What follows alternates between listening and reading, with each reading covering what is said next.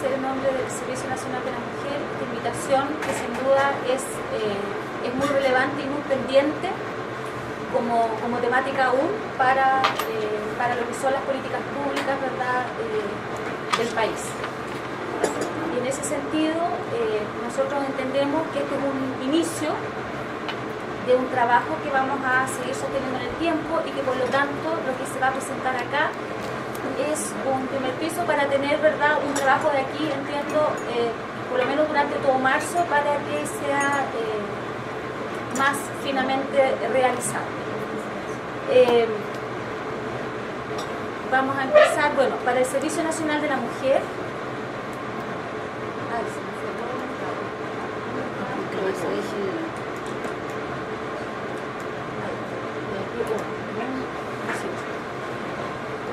El tema de la discapacidad de género no es algo que hemos venido abordando desde ahora, sino que ha sido un tema muy relevante porque entendemos que cuando se juntan, ¿verdad?, las vulnerabilidades, se juntan las discriminaciones y eso afecta precisamente sobre todo a las mujeres con discapacidad de una manera diferente que a los hombres con discapacidad.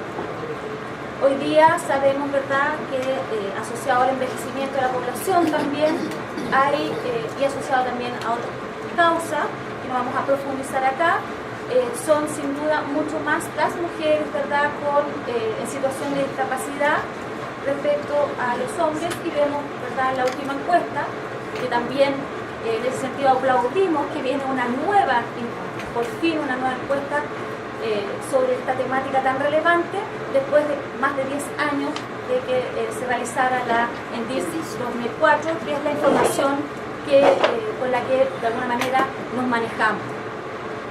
Porque también el censo tampoco nos dio tantas luces por lo que sabemos que ocurrió, ¿no? En ese sentido vemos, y siempre hemos visto como servicio, que las mujeres las mujeres con discapacidad, una doble vulneración de sus derechos. Respecto a la escolaridad, vemos que si bien las mujeres pueden en un momento estar más insertas en el sistema escolar, no certifican su escolaridad. También, ¿verdad?, en general las mujeres en situación de discapacidad tienen una mayor dificultad para la realización de la vida diaria, lo que está muchas veces asociado, ¿verdad?, a dobles y triples, ¿verdad?, multiplicidad de deficiencias.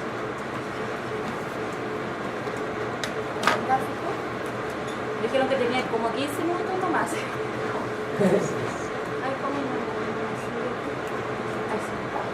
En general, cuando hablamos de la discapacidad de género,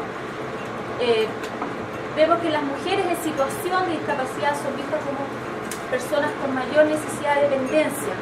Y lo que hemos ido viendo en el tiempo es que se va reforzando entonces una imagen asociada a lo femenino y por lo tanto está bastante más asignada al rol de la casa y del hogar, donde hay una sobreprotección que muchas veces es innecesaria y en general, ¿verdad?, es un prejuicio que persiste en toda la sociedad, incluido obviamente las familias.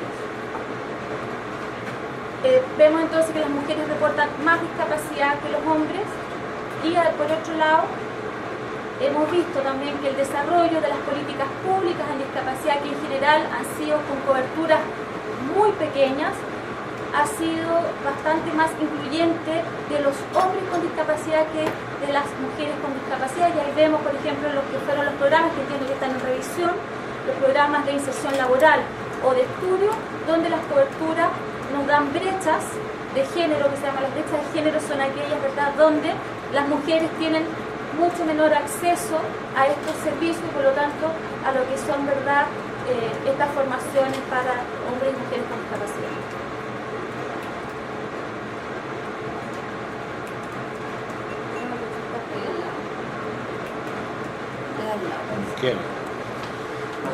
Ahí. Y por otro lado tenemos un gran tema que además hoy día es parte, ¿verdad?, de la agenda de género del gobierno de la presidenta, que tiene que ver con el tema del cuidado. El tema del cuidado es un temazo porque efectivamente mientras no seamos capaces como sociedad de generar y de diseñar un sistema de corresponsabilidad en el cuidado para aquellas personas, no solo las personas con discapacidad, sino que también para nuestros ancianos y ancianas, ¿verdad? Y para los niños y niñas, mientras como país, como sociedad, no seamos capaces de hacernos cargo del cuidado de las personas que lo requieren, hoy día ese cuidado recae invisiblemente en las mujeres, generando doble, triple roles, ¿verdad? Y muchas veces unas enormes frustraciones a partir de mujeres que cuidan, ¿verdad?, día y noche a personas que requieren de ciertos cuidados, sobre todo cuando son personas con una discapacidad muy severa y sobre todo por lo que hemos sabido cuando se trata de discapacidades mentales no tratadas muy severas también. Eso genera un desgaste y muchas veces repercute también en violencias, ¿verdad?, y tipos de respuesta muy que como sociedad no nos hacemos cargo. Y algo escuché también aquí de la ley 18.600, donde podemos ver que hay todavía que es una ley bastante que tiene que ver, ¿verdad?, con salud mental, con discapacidad mental, que es una ley bastante sui generis, por así decirlo, porque pareciera que fuera una ley de otro mundo, de otro siglo, ¿no? Y en esa ley efectivamente las mujeres están doblemente vulneradas. Aquí hablaron uno de los ejemplos de esa doble vulneración recién con el Ministerio de Justicia, estaban pareciendo, que tiene que ver con que esa ley todavía menciona en ciertos artículos ejemplos como el tema del pago a los quehaceres domésticos, o también, ¿verdad?, esa ley tiene todo el tema de de curadores, ¿verdad?, o de los bienes, que también entendemos es un tema que no está resuelto y finalmente cualquier vecino puede llegar, ¿verdad?, a hacerse cargo de bienes solamente yendo al registro civil, y un trámite bastante sencillo. Y donde obviamente las mujeres, por su rol cultural al que se les asigna, con menos empoderamiento, muchas veces, ¿verdad?, caen en estas estafas. En general, entonces, cuando hablamos de discapacidad y género, lo que estamos hablando es que la situación, ¿verdad?, con la que viven las personas con discapacidad es una variable que en general en un entorno poco preparado genera doble o múltiples discriminaciones, y así las mujeres que viven en situación de discapacidad entonces se ven limitados en el ejercicio de sus derechos, sobre todo donde, como dije al inicio, hay una serie de variables y socialización cultural donde se les sobreprotege, donde cuesta entonces ver que el proyecto de vida y el proyecto de futuro de una niña con discapacidad puede ser fuera del hogar y en igualdad de condiciones con una niña hoy día sin discapacidad.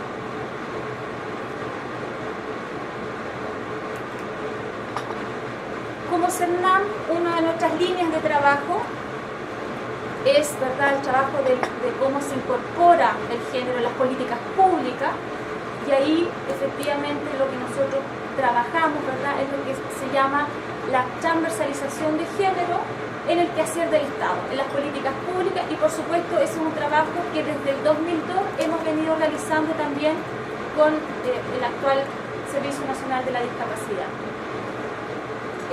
Ahí nosotros cumplimos por un lado el rol de red de expertas de género en el sistema de monitoreo de la Dirección de Presupuestos, lo que se llaman los PMG de género, donde todos los servicios, ¿verdad?, tienen que generar planes de trabajo de género respondiendo a las brechas de género, y en este sentido en el Servicio Nacional de la Discapacidad, o sea en el SENADI, brechas de género en función, ¿verdad?, de lo que pasa con hombres y mujeres en los programas del SENADI.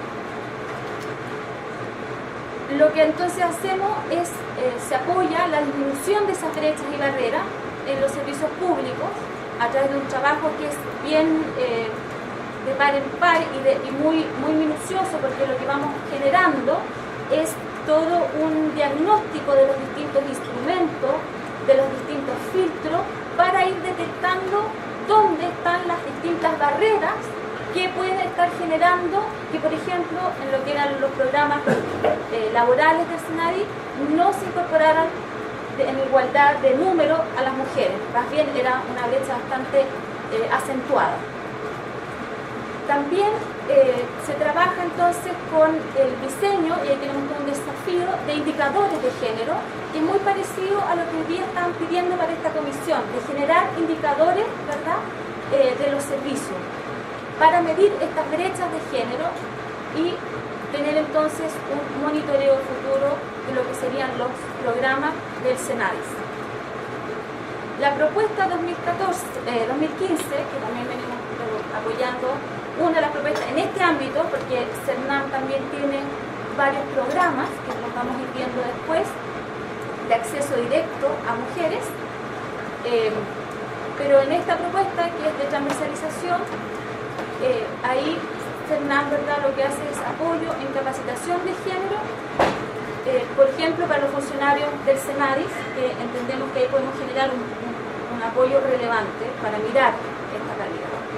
Y también la asesoría para la incorporación de género, tanto en la legislación, donde efectivamente hay un déficit todavía en distintos tipos de legislación, como también, ¿verdad?, en las políticas y programas del SENADIS. ¿La otra, por favor?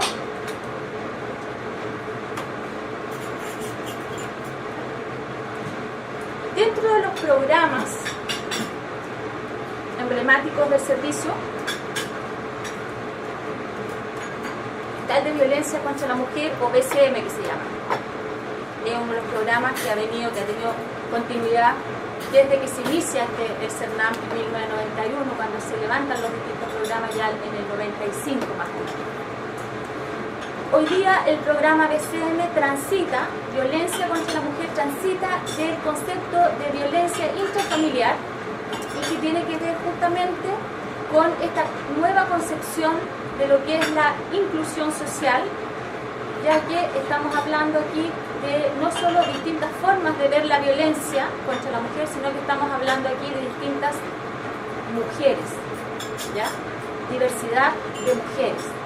Y por supuesto ahí entonces el programa hoy día, desde el 2014, lo que está mirando también son a las mujeres en situación de discapacidad. Y por lo tanto, al generar las orientaciones técnicas, se incluye la situación de discapacidad como una situación específica de vulneración de derechos para, ¿verdad?, la violencia contra la mujer. ¿En qué se ha traducido esto? Este es un programa que desde el 2014 se ha traducido en cosas hoy día muy elementales y prácticas, como si es que las mujeres que han llegado con ciertas discapacidades se ha tenido que gestionar un traductor de lengua de señas para el juicio, en caso de mujeres violentadas, y en caso de mujeres con movilidad reducida, si bien los centros son una casa en los municipios, en el caso de que han existido estos casos, el centro se ha desplazado a la casa de la señora. Por otro lado, y ahí entiendo que ha participado Marcela, en el diseño del Plan Nacional de Acción, no sé, tú estás participando, me parece, ¿no?, en el Plan de Acción contra la Violencia,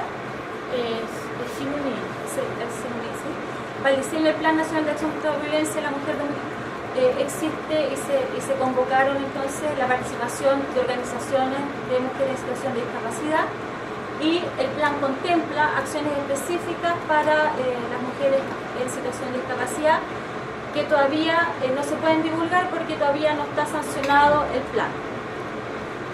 Y por otro lado, sí, las propuestas para el 2015 más concretas, porque aquí tenemos como una diversidad de miradas, ¿verdad? La propuesta 2015 es que en la formación de monitoras comunitarias, que van a ser 20 horas de formación de monitoras comunitarias para la prevención de violencia contra la mujer, sí existan específicamente representantes de organizaciones de mujeres con discapacidad. Y también el 2015, también en la formación de las operadoras del Fono Ayuda de violencia, también se incorpore la temática de cómo se trabaja, ¿verdad?, la atención de violencia en situación de esta doble vulnerabilidad que es la discapacidad con mujeres que pueden estar sufriendo violencia, y eso tiene que generarse entonces un módulo, un taller para abordar este tema.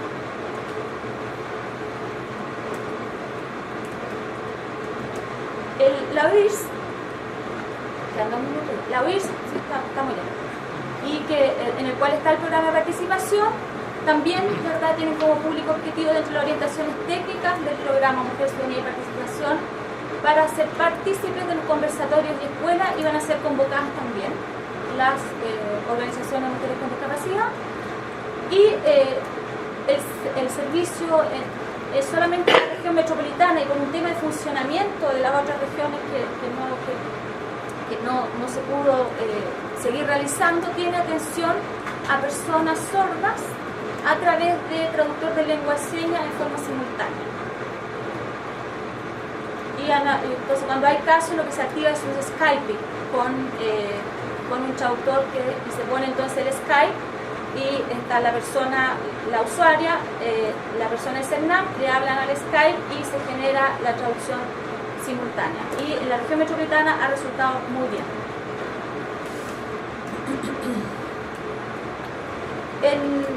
Este es un nuevo programa que se va a implementar en 2015, el buen vivir de la sexualidad y la reproducción, que es un tema que también es muy importante de ser abordada por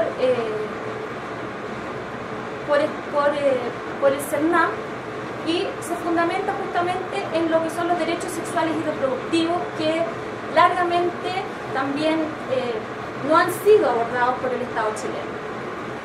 Es por eso que es un programa nuevo, y se contempla que para el 2015 una parte de las cartillas sobre derechos sexuales y reproductivos, que son tan importantes su divulgación de lo que son, de lo que significa, incorpore al braille. También que las cápsulas de video incorporen subtítulos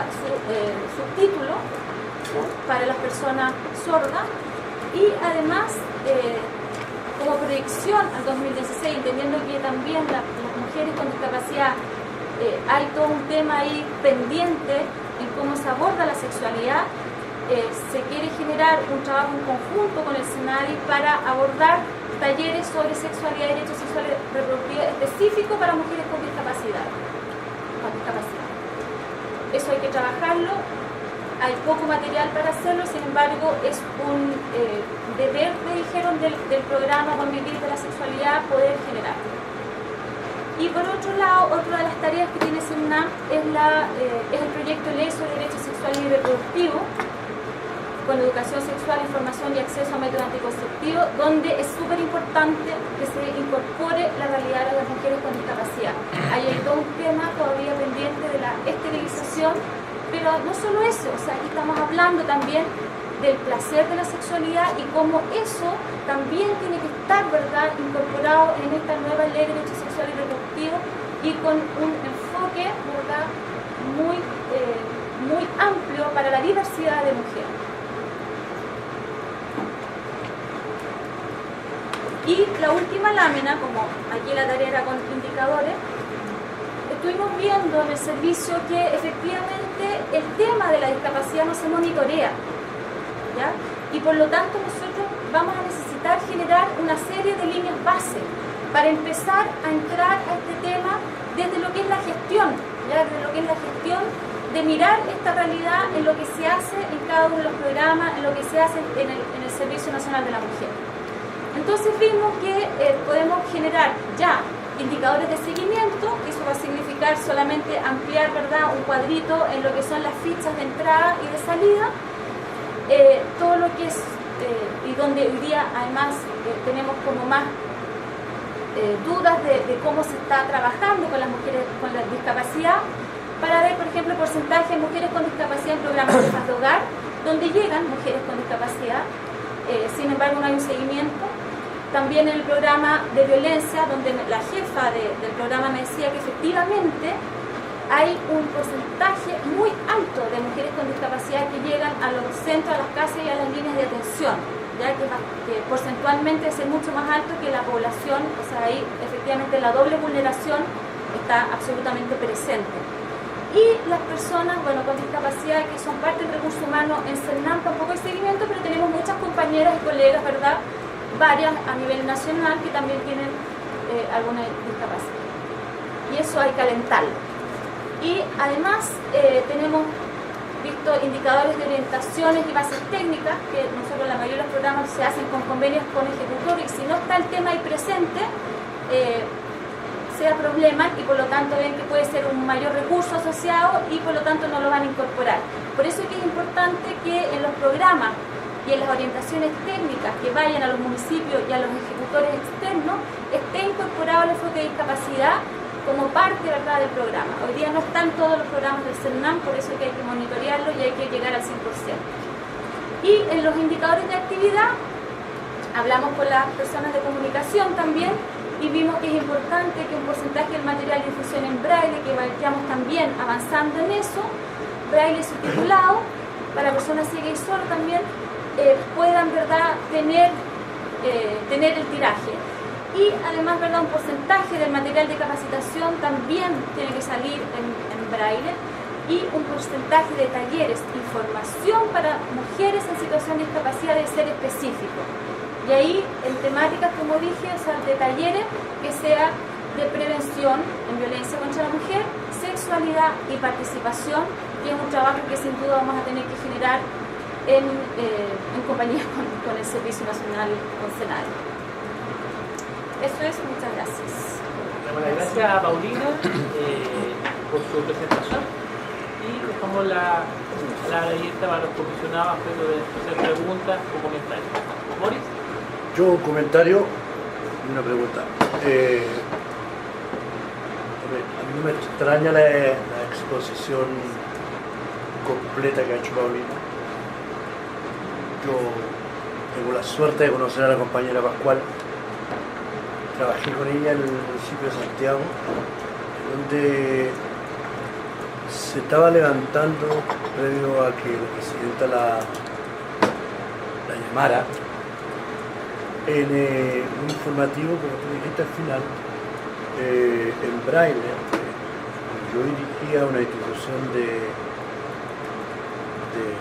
Santiago, sabíamos mucho de problemas, y de ciego, sabíamos mucho de problemas de mujeres que tenían violencia, víctimas de violencia.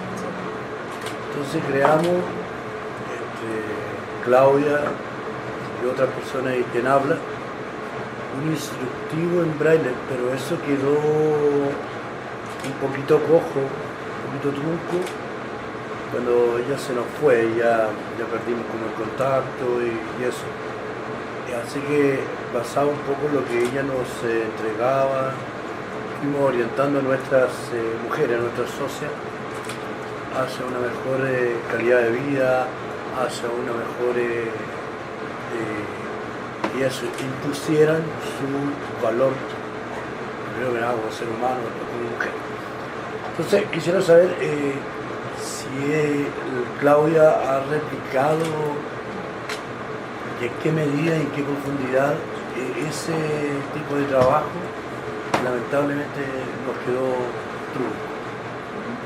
Eso. Gracias por estar. ¿Algún otro comentario, pregunta?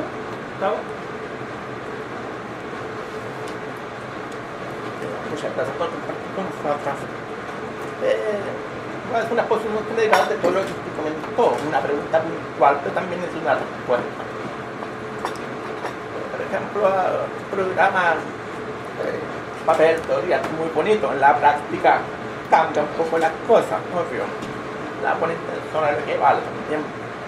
Por ejemplo, en el caso de la violencia, con discapacidad, hay que conocer, por ejemplo, me voy a referir a la persona sorda, pero hay otras también discapacidades que están imposibilitadas de hacer denuncias, porque no hay discapacidad, por ejemplo, de contracción. ¿Ya? Entonces, ¿qué programa o plan tienen de protección de esas personas?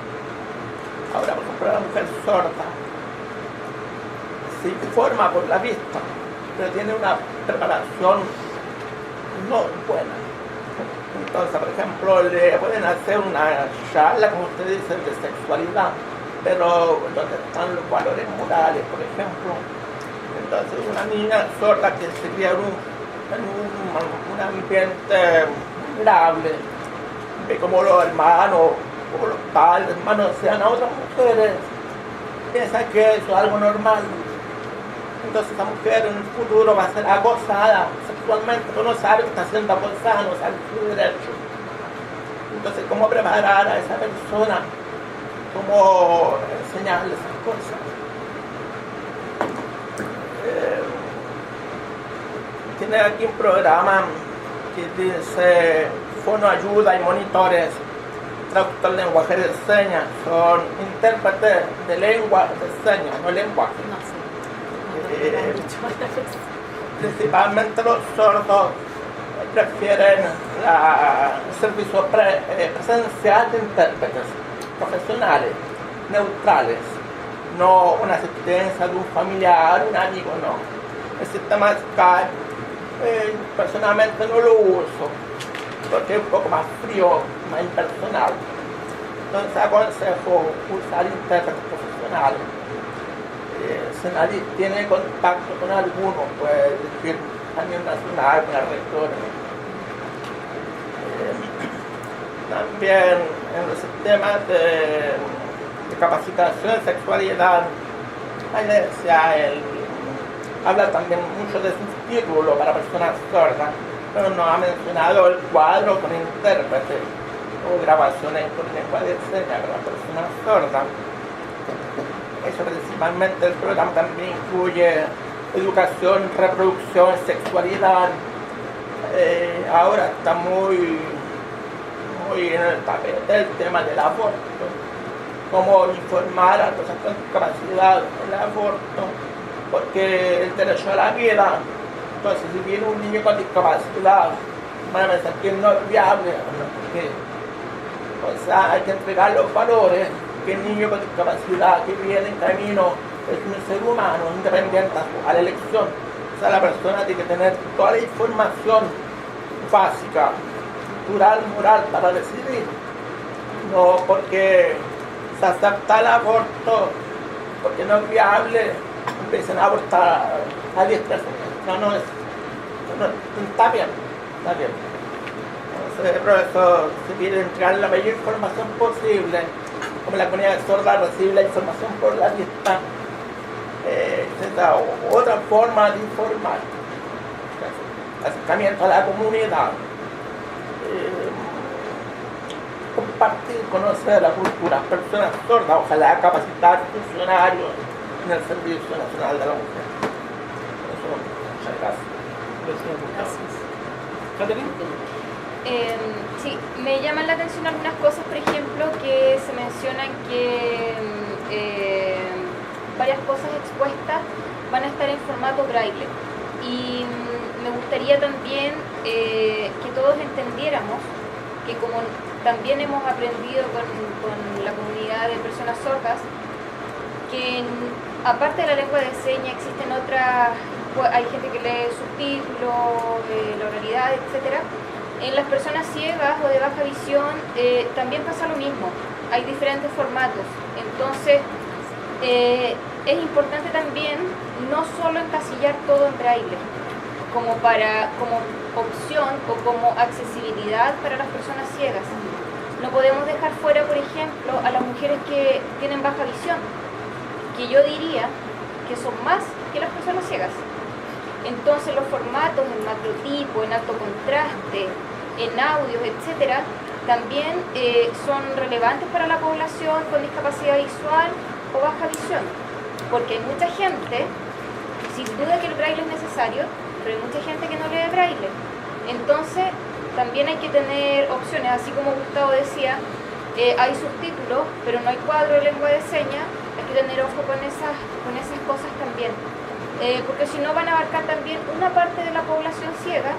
Sin embargo, otra gran cantidad de personas ciegas o de baja visión van a quedar fuera de la información, que es lo que nos interesa a todos, que nuestras mujeres tengan todo el acceso a la información, sobre todo en temas tan delicados como son la violencia, reproducción, sexualidad, etcétera.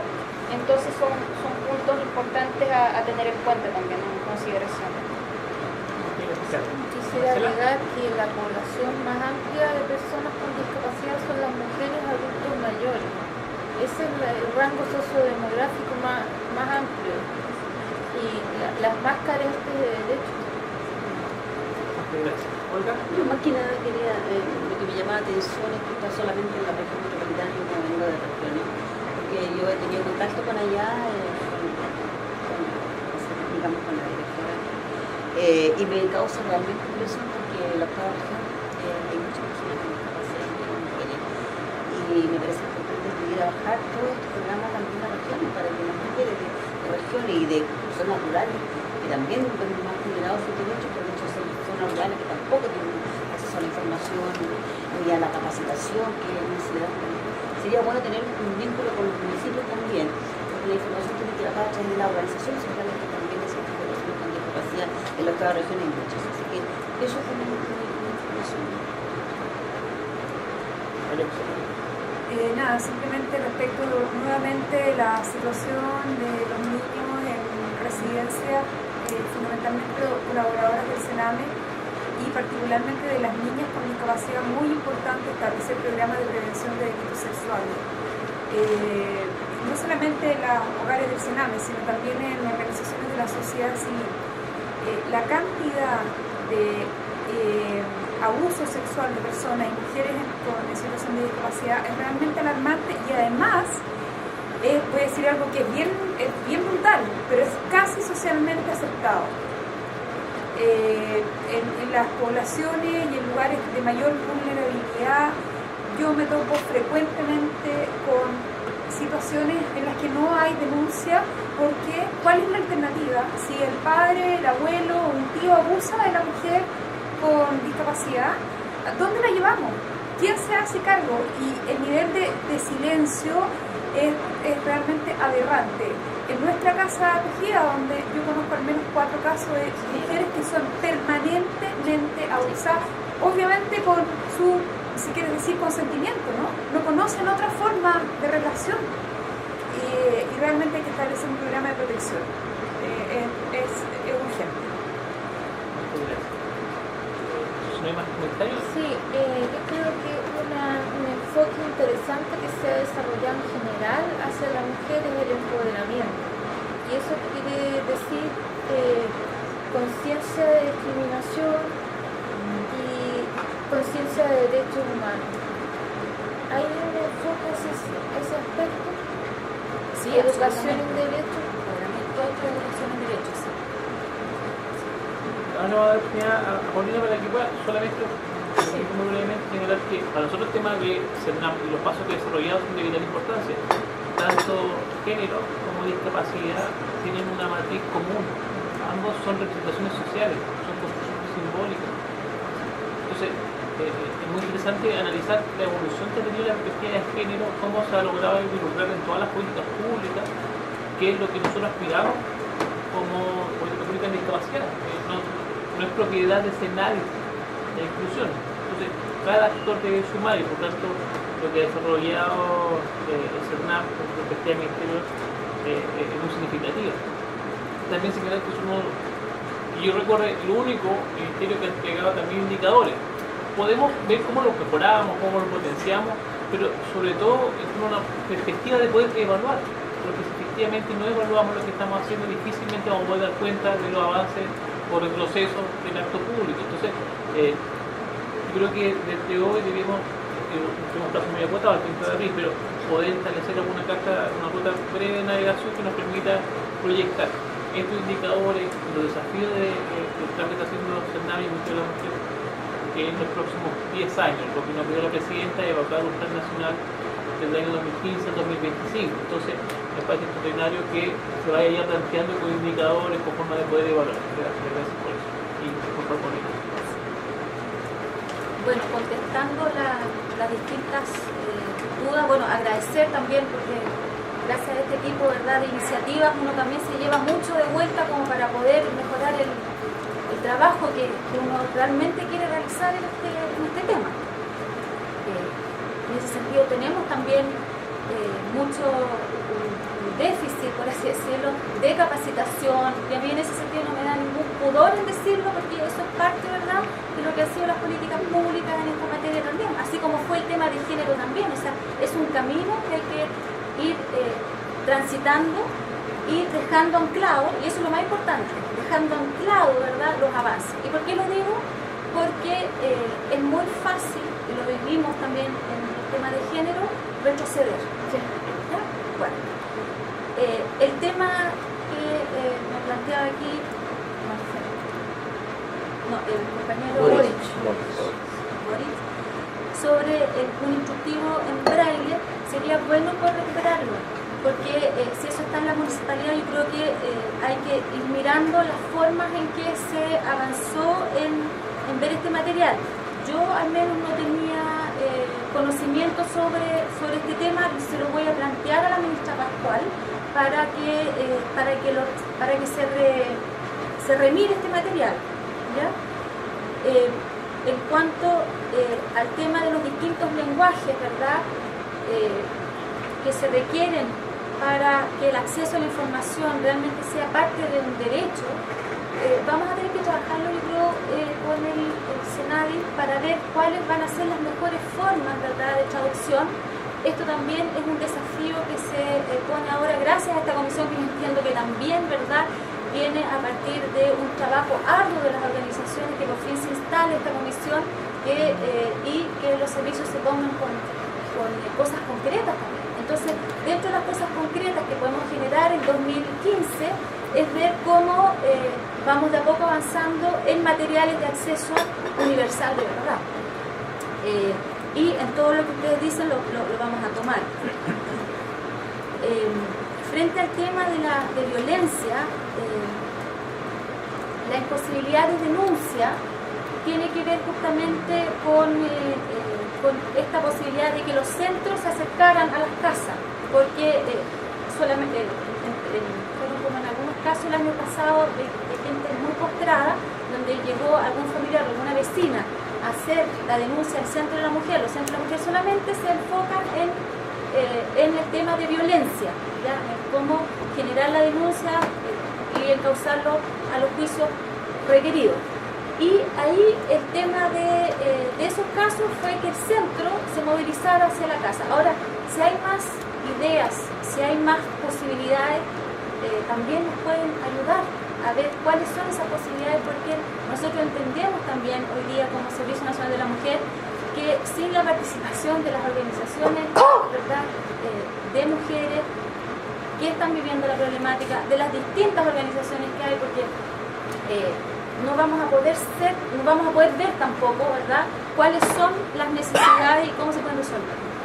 Por lo tanto, ahí está abierto eso, porque además eso no requiere tanto recursos, o sea, también es un tema también de conocimiento y de voluntad. El capacitar a las personas, hablan de capacitar a las personas del CERNAM, lo tomo, yo creo que se requiere una capacitación a los funcionarios del servicio, así como el CERNAM ha ido capacitando a todos los funcionarios de todos los servicios públicos en temas de género. Yo creo que no está mal que podamos generar capacitaciones sobre esta temática en el servicio.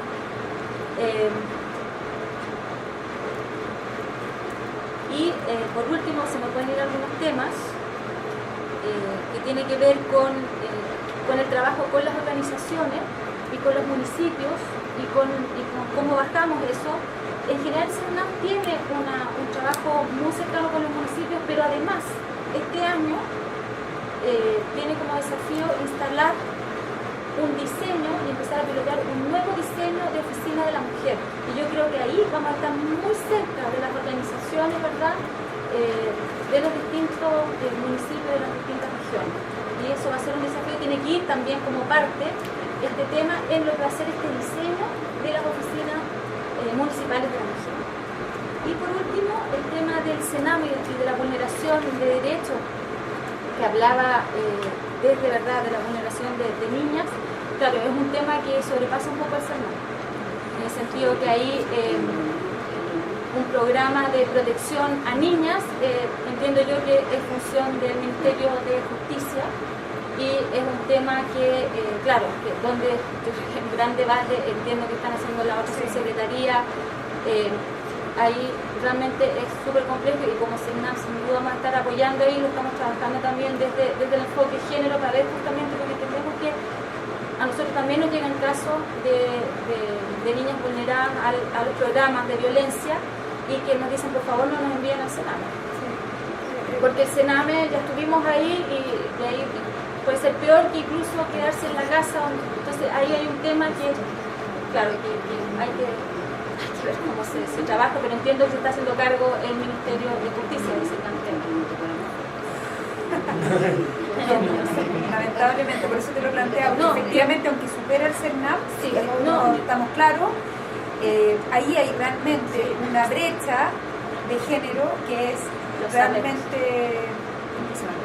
Y yo creo por eso, pero ahí estamos, o sea, nosotros igual, dentro de lo que es la transversalización de género, nosotros nos sentamos a las mesas con la Subsecretaría de Justicia, estamos mirando el tema, tenemos un trabajo con el Sename, donde este tema no es de ahora, este tema es del día 1 del Sename, y por lo tanto, ahí claro, es un trabajo que se supone que en este gobierno, por lo menos, se van a tomar cartas en el asunto con la separación, ¿verdad?, incluso de los roles del Sename que están hablando, ¿verdad?, distintos tipos, ¿verdad?, de situación del por qué están los niños ahí.